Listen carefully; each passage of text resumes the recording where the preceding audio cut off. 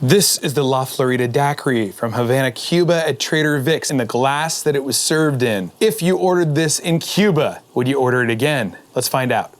Okay, let's start by cutting a lime in half. Now it's important that you squeeze out the juice of one lime by hand. Trader Vic couldn't figure out why his daiquiris didn't taste as good as Constantino Rebilagua's in Cuba, but it turned out that by hand squeezing, he got more oil from the peel. Now we're gonna add 1 teaspoon of bar sugar and 1 teaspoon of maraschino liqueur, which will give it a bit of a cherry flavor with hints of dark chocolate, vanilla, and a touch of orange marmalade. Now the rum that we're gonna use is the Bacardi 1909 Ron Superior Heritage Limited Edition rum. It was given to me by a friend, and it's supposed to emulate the original Bacardi light rum as it was produced in Cuba at the turn of the 20th century. Which is very exciting to me because this should replicate the taste of the original daiquiri. The rum is bright and crisp, and I can't even wait to try it in this. Now the preparation for this cocktail is interesting. At La Florida in Havana, Cuba, they used to serve this cocktail using shaved ice.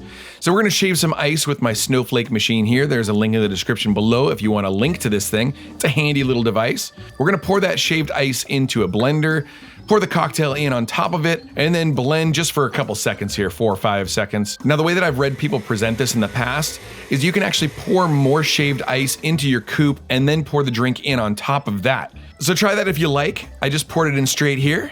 And in the past, I've done a longer episode about this cocktail and its fascinating history in Havana, Cuba. There will be a link at the end of this episode if you want to go back and check that out. And from Havana, Cuba, that is the La Florida Daiquiri.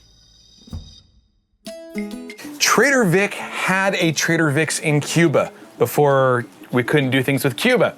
Before we get into tasting this cocktail, I want to read a passage to you from Trader Vic's Bartender's Guide. And this is Trader Vic in his own words talking about the La Florida Daiquiri. The fact that I have the formula makes a very interesting story about how this drink has to be made accurately in order to taste exactly right. I went down to Havana 20 years ago to watch this fellow, Constantine, make these daiquiris. He had a big pile of limes before him, and whether he was making a daiquiri for one person or for 100 people, it made no difference in his care. He picked out each individual lime, cut it with a knife, and squeezed it with his fingers to make the drink. I went home, I made the drink exactly the way that Constantine did, I thought. But my drink didn't taste right. Years later, when we opened our bar in Havana, I went down to Constantine's bar again. He made the drink again, and again it had the same wonderful flavor I had remembered. I went to our bar and made the drink, and again my daiquiri didn't taste anything like Constantine's. That night I lay in bed and thought about that drink. I imagined myself working beside Constantine and making the drink, stage by stage, following every movement of Constantine's hands, and then I stumbled onto what made the difference. I had used a squeezer to squeeze that lime juice.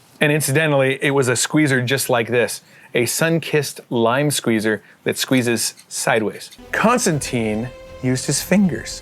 By using his fingers, he got all of the oil of the lime into the drink, and that was just enough of the oil of the lime to give the drink its wonderful bouquet. I went down to my bar the next day and made the La Florida Daiquiri that turned out to be exactly like Constantine's. So this points out to all you amateur bartenders out there, his words, not mine. If you have a formula to follow, follow it. If you don't follow it, you are simply not gonna make the drink right. Let's see what kind of difference the hand-squeezed lime makes in this cocktail. Whew, that is an aggressive daiquiri. I could see how the modern sensibilities of the 1950s would appreciate this cocktail maybe more than we would, because back then those cocktails were fairly aggressive. It is a tart bitch. You definitely get some cherry from the maraschino. This drink is potent.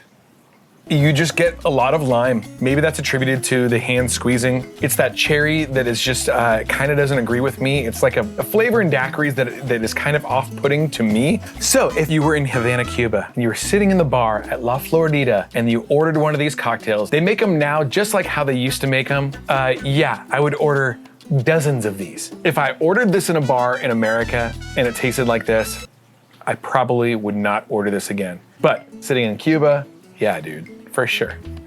If you do want to see the full episode of this, go back to the archives. We have a full La Florida Daiquiri episode for you. Folks, if you have enjoyed this, please be sure to hit the like button, subscribe to the channel if you aren't already. And if you don't hit that subscribe button, you're going to be banished to the iron mine, where they say they first discovered the daiquiri. Go watch the other video, you'll see. Aloha.